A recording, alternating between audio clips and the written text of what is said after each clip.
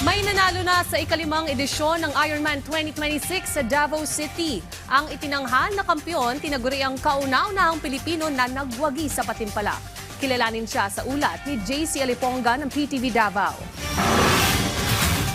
Matagumpay na isinagawa sa Davao City ang ikalimang edisyon ng International Triathlon na Ironman 70.3 Davao.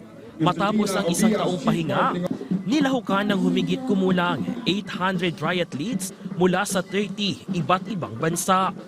Nagtagisan ang mga atleta sa kabuang distansya na 70.3 milya o 113 kilometro na hinati sa tatlong bahagi.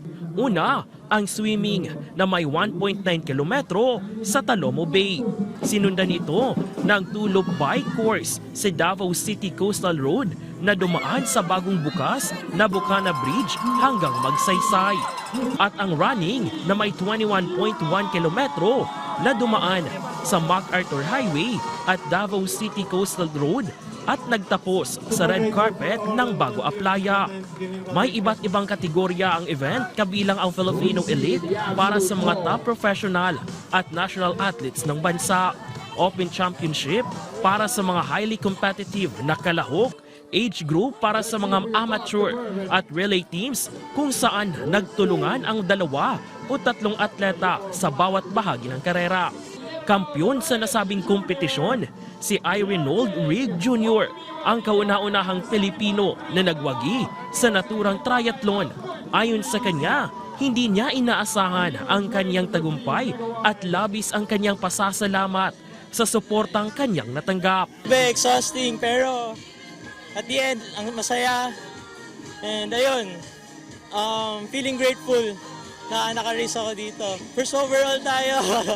Dinaluhan din ng mga manonood ang naturang triathlon, gaya ni Luis na sumusuporta sa kanyang asawa na isa sa mga atletang lumahok sa event. Of course, tanan unsayang need, support, unsayang gusto, time, mga gamit, support tanan ihatag. Layunin ng Ironman 7.3 Davao na magbigay ng world-class na kompetisyon para sa mga triathletes at sabay na maipromote ang Davao City bilang isang pangunahing sport tourism destination sa Pilipinas. Kasabay pa rin ito ng nagpatuloy na pagdiriwang ng ika-89th araw ng Davao.